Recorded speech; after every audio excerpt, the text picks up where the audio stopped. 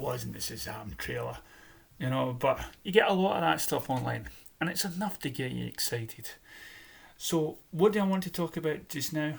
Well, first of all, Grace Randolph, who I've really grown to love. I wasn't too sure at first, in my videos and stuff, but she's really been a great supporter for Zack. Probably since she had that visit on set, and so I was enthralled to see her actually chatting with Zack Snyder himself. So I've not watched. I've only watched a wee bit of this. So let's watch this ourselves right now. Mr. Zack Snyder! Hello. Good morning. Good morning. How does it feel to be the most talked about director in Hollywood? I don't know if that's 100% true, but it's well, it's fun to be busy. I guess that's the important thing. I'm working on finishing Army, and now pretty much full time on Justice League. So yeah. And Army of the Dead is for Netflix, right? Yeah, Army of the Dead is for Netflix, and it's just a really fun and cool project that I got to do with those guys, and I'm really excited about it. I think it's something that everyone's gonna think is really crazy, but really fun. So I'm excited for people to see it. I can't wait. So the Snyder Cut is a bold move, Zack. You're breaking all the rules, including running time. So there's Titanic, 195 minutes, Gone Right. with the Wind, 221 minutes, but I hear your Justice League is even longer. Yeah, well, I can't be. No one's going to accuse me of making short movies. That's a fact. I think my track record with, especially with my director's cuts is pretty crazy. I don't know why that is. Because it came from commercials, right? So it was always like, hey, 30 seconds. Maybe it's because of that. I was like, Yeah, you were like, I can't wait to break free of the 30 seconds. So, yeah, but so and I have sort of famously advertised the runtime at 2 hours and 14 minutes, or no, 214 minutes, 2 hours and 14 minutes. Hilarious. 214 minutes. Everyone's like, that's pretty normal length. Exactly. Like, oh, yeah, crazy. No, it's actually a little bit more than that. But I think that it's certainly, when it's now in its current state, it's going to end up being longer than that yet. So, exciting to bring all this new material to the fans. They get to see all these crazy and awesome new sequences, and I think that's going to be really exciting for everyone. So can you reveal like the ballpark of how long it's going to be, or is that still a closely guarded secret? It's a slightly closely guarded secret, yeah. I just want, the thing is, like, I really want to, when I sort of talk about that in the upcoming time, because I'm still working on it, so I don't want to, say, because it's still... Yeah, you don't want people to be like, where's the minutes you promised me? Exactly. It's like, Yeah. we're holding you accountable. Yeah, 2 minutes short, where are they? Yeah, we want to see those... What was in those 2 minutes you cut out? Yeah. We need... That'd be hilarious. Yeah, exactly. No, but it's a lot of it's post, and you're doing all of this from home. I had a wonderful time in 2017. I got to visit you and your team on the Warner Brothers lot. You had this huge suite of offices, a giant editing bay, but now you got to do this movie from home. What's it like with you and your team in quarantine? It's kind of, look, it's challenging, but, I'll be,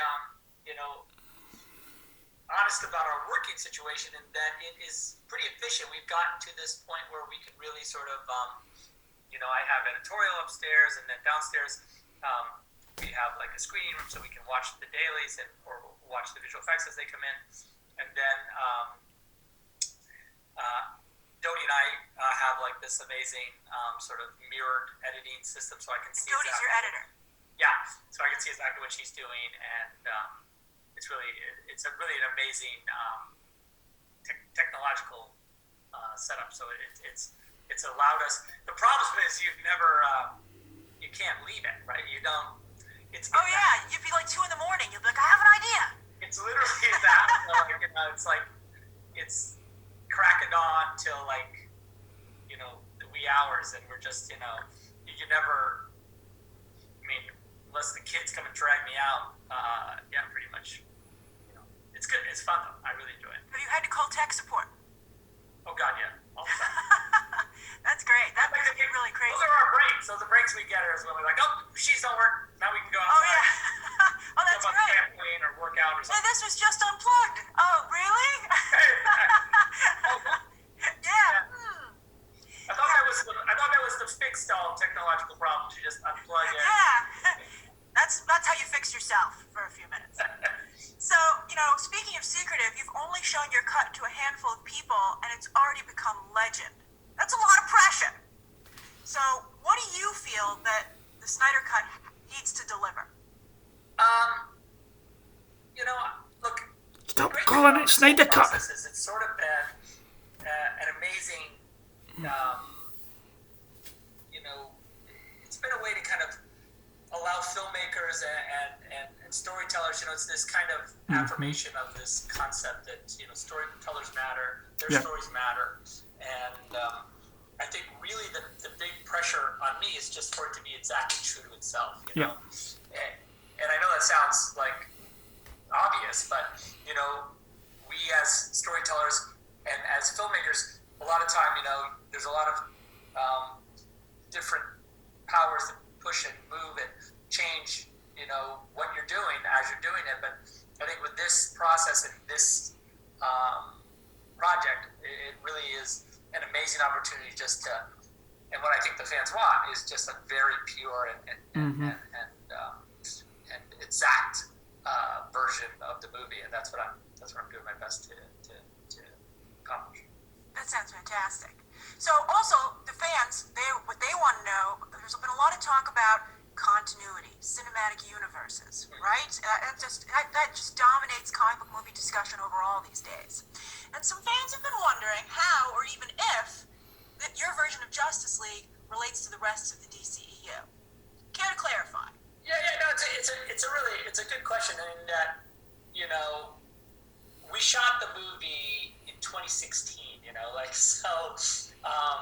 Things happen fast enough. It'll be 5 years old when it comes out. For me, I've been living with it for that long. So, I think that and frankly, the DC, cinematic universe has gone on its branched like a tree and blossomed and grown in amazing and great ways. I'm a producer on Wonder Woman 84, and I'm super excited about what Patty's done with that movie, and it's amazing, and I love that, I love that character, and I love Gal. It's very close to me, and so that's great, that's amazing, I think, to me. And you look at what Matt's doing with Batman, and you have this, and by the way, I think I'm super excited about that. By the way, I really, Very interesting. I think he's an amazing filmmaker, and I think this is a great. And Robert's cool, and I just think so. Anyway, I'm sure they appreciate that. Well, it's just that I'm a fan, so I'm excited. For me, in the where the movie falls is it's sort of I believe that it really starts to represent its own path. It doesn't really. It's kind of separate now from what I would say the DC universe, cinematic universe in continuity. I think it's divergent in that way, and I think that's a good thing. I think that the power of DC and one of its cool strengths is the sort of multiverse concept where and also where they kind of put filmmakers first and say, what, guys, we want to hear your voice, your individual voices. Take these characters and do a run and sort of show us what you would do. It's sort of the great tradition of comic book writing and runs that have done with all these amazing characters. So I think that is a cool and amazing sort of canvas. And so for me, I think Justice League. I've heard someone say so you're entering the Snyderverse now when you watch and frankly, this notion that what what you'll see in Justice League and Batman vs Superman and Man of Steel, there's continuity across those three movies that's really, I think, very, amazing. I think that that's what that's my main focus, is to satisfy that narrative structure. To continue that story that so many people that fall in love with. right. Well, I really like, we were talking about this beforehand, in the run up to this, and I loved your explanation that it is like those great runs when you have these really amazing artists with visions take over a comic book character and just do like this really high art version of what they would do with that character if they were telling a story with them. Yeah, and that's exactly how I feel about it. I just think that it's like these characters will live long past what we do, and they're going to go on other adventures into who knows where, space and time, and thank God. So for me, it's really, I'm doing what I can at this time with these amazing actors and characters and situations in this scenario, and I just think that I'm blessed to have these actors sort of fill these shoes in this way that I think people really care about, and it is really. Well, you picked them too. You did a very nice job. We're going to talk about that in a minute. But speaking of characters. Wow. I mean, so far I loved the beginning. I really like Evil Superman. You like Evil Superman. A lot of people, just like Batman, don't trust the guy. Why do you think the darker side of the Man of Steel is so appealing to people, and will we see more of that in the Snyder Cut? It's not a Snyder Cut. Do I love the Evil Superman? I'm not 100% sure if that's true. Other than that, I will say I love the idea of Superman going on a journey with his character, I love the idea of Superman having to reconcile his morality, reconcile his place on Earth, reconcile his love affair with Lois, and how that affects the way he relates to humanity, and all those things, as we all do with the normal relationships we all have in our daily lives. So I think that when you see Superman grapple with those things, he becomes a lot more relatable and a lot more, Superman, that's dark. What's that? For Superman, that's dark.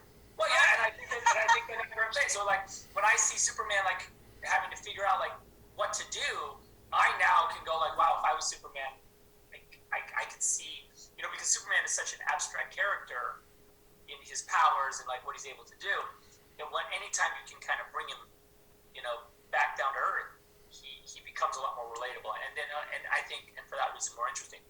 But I do, have a huge respect for his, moral code, his, Oh, sure, but I think his ultimate place as the sort of as the top of the pyramid of the DC superhero world. Oh, totally. I think you have to in the end he has to achieve that. So you feel you're taking him to that pinnacle with your story? I always felt like that was where. Yeah. Because I think that you show him in a more. I think you show him in his most powerful. Mm-hmm. In some of your shots, some of my favorite shots that you've done, the heat vision laser eyes that sometimes he just has, yeah. And some of the confrontations in Batman v Superman, and also, the way he is just so powerful from what we've seen, the glimmers we've only just seen in Justice League. And I think obviously the Nightmare stuff. So I think that that stuff's really compelling. Yeah, and frankly really fun because, we kind of have these now with the resurrection sort of theme concept, who is he now? What is he, when you touch the the eternal, in the sense that coming back from the grave, how are we changed by that, So. Oh, I can't wait to see that. Yeah. That's great. So also, there have been a number of Batmen, obviously, through the years, but nobody has done as good a job with Bruce Wayne as you and Ben Affleck. Why did you decide to do so many scenes with Bruce while a lot of other films focus largely on Batman? I don't think it was I don't think it's necessarily a conscious decision to say, oh, let's use Bruce as the sort of conduit. But I mean, I think in these two movies, in BVS and in Justice League, because Batman is forced to do a lot of sort of he's doing a lot of Bruce Wayne activities, if you will. Like, places only Bruce can go. Yeah, like being out in the world, you know what I mean? Yes. Bruce doesn't really. It's hard for Batman to go to a party, or it's hard, you know what I mean? Like, unless it's a costume party. Oh, that's good. But I think that Bruce in his humanity again, I think is an amazing thing to see, and because we know everyone loves Batman, and Batman's a badass, and that's just how it is. But the why of that, I think, is really cool. I think so too. Everyone loves your Bruce, your and Ben's Bruce. It's fantastic. Ben is Ben. I love Ben, more than anything. It's fantastic. Well, your casting decisions have really helped shape the entire DCEU. It might have blossomed, but you were the seed. And I think you've done a fantastic job. And Jason Momoa and Gal Gadot turned out especially well. And fans felt that Aquaman and Wonder Woman weren't done justice in the 2017 theatrical cut. What can fans look forward to seeing from those characters in your version? The illegal painting spreading subversive and hostile messaging over the last few weeks across London. God, I just want to interrupt and say I just love the start of that video when she said something along the lines of, "You are the most talked about director right now." And it's true. He's the most. You go onto Twitter, you go Facebook, YouTube, Zack Snyder. And why is he there? Well, it's basically because you guys and girls out there put them there. I now have a BVS sign on the back of my car. I release the Snyder Cut t-shirts and get car horns beep at us in the UK. There's been signs on football stadiums of released the Snyder Cut and planes flying by. And now we have a film that these guys are going to get the film that these characters deserve. And not only that, but the actors deserve it too. Because deep down they know Zack's version was the best one. And by what Grace Randolph says as well, is that all those that have seen it have said, a hell of a lot better. So.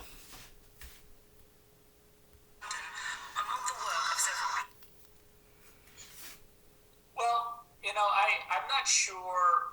Again, I'm famously, and it's 100% true. I haven't seen the theatrical cut of Justice. Sure, yeah. And so I'm not 100% sure what happens. He's not seen it. In the movie. Can we? I have said this for a long time, and it's always great to hear him say it. Zack Snyder film that it says in Justice League. He's not seen it. He's not seen his so-called film that the studio said that we didn't interfere much. We didn't change much. He's never watched it because he's sickened of what the studio done to him. He's sickened of the way they treated him and his family during this bad time. And he moved out of Warner Brothers. And now you've got HBO Max trying to get him back. There was a director's thing on YouTube, and they were talking about directors, and there was one film, it was head of Disney, head of Warner Brothers, head of Sony and stuff, and they talked about Zack and how they regretted not having done 300, and Zack was there. Warner Brothers will always regret this action that was done to Zack.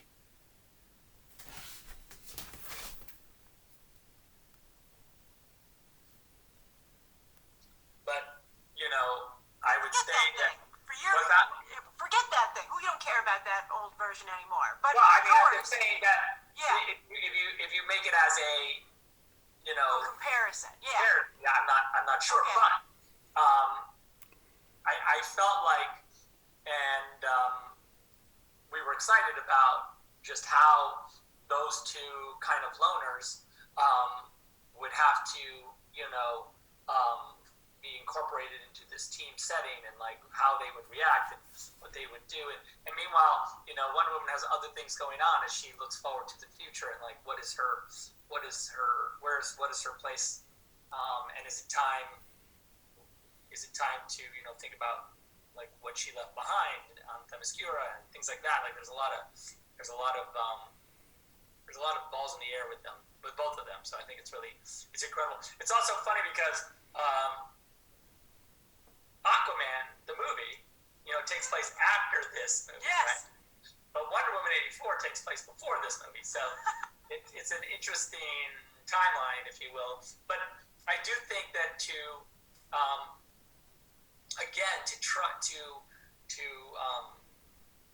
look at it as a really sharp continuity, I think would be a mistake. I think there is like I say, I think those movies now, you know, in a lot of ways, the theatrical version probably of Justice League is tighter in continuity to what they're doing now in the DCU, because frankly, that was a movie that they were in charge of the elements, right? Mm-hmm. And because of this, and because, you know, Warner Brothers has done the kind and amazing gesture of saying, you know, Zack, just, you know, go finish your vision. It hasn't, you know, it's going to be divergent in some ways. You know, it's just by its nature that, you know, and I think that's a thing you want, because it just allows more is more. Yeah. Well, as you said, DC is famous for doing these great graphic novels, and, you know, these stories that come out and are really the signature of the people who are making them. And so I think that's a great comparison. Yeah. Also, fans are really intrigued by Ray Fisher Cyborg, whom we haven't seen a lot of just yet, especially today with Black Lives Matter. What do you think his expanded story, and, you know, you're going to have a lot more of his parents as well. What do you think they'll be adding? What do you hope they'll be adding to your film? You know, from the beginning, when Chris Terry and I started talking about this story, we really wanted to make Cyborg the heart of the movie, and Ray, from the beginning, we love Ray and the casting of Ray, and I get along with Macy. He's a close friend, and we talked to him a lot about like what he thought the character should be, and what kind of, because there's a big, Cyborg goes on a huge journey, you know. Oh, wow, that's and right. Like, I mean, just as far as like where he is when we meet him, and where he is at the end of the movie, it's really, he represents in a lot of ways this sort of what it is to create community, and what it is to, like, you know, bring people together. And I think that you know, we made the movie, you know, in 2016, and I just think that you know, those themes are more important now than ever. So it's a really amazing and fun journey to be able to work with Ray and to be able to bring, you know, that character to life, because it's so important right now. Well, finally, your interaction with fans is unparalleled. And you told me you have more than one surprise coming up at JusticeCon later this week. All right. So, can you tease that all, or? You know? Yeah. No, of course. I think the JusticeCon stuff. And by the way, I'm super excited about JusticeCon because it's, you know, it's a by fans and for fans con, which I don't know if there's too many of those going on at this scale. You know, with these guys putting it on is just amazing. And so I was more than honored to, like, do whatever I could to participate. And a lot of my friends, like the literal friends, are part of it, so that's fun. And so,